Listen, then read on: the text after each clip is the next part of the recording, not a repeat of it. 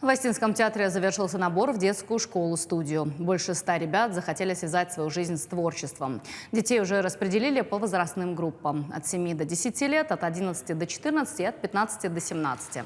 Ведущие актеры и режиссеры обучат ребят технике речи, художественному слову, хореографии, изобразительному искусству, вокалу и актерскому мастерству. Бесплатные занятия начнутся с 1 октября 4 раза в неделю. Школа-студия, она нужна. Мы, особенно Национальный театр, он обязан воспитывать свои кадры. Острый вопрос стал только тогда, когда мы не смогли набрать 10 человек в Щукинское училище.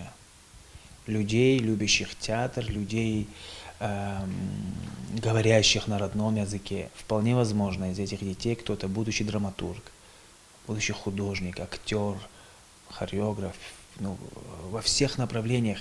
И если даже так получится, что эти люди ни в коем случае не будут свою жизнь связывать с искусством, они всегда будут любить театр. Это самое главное.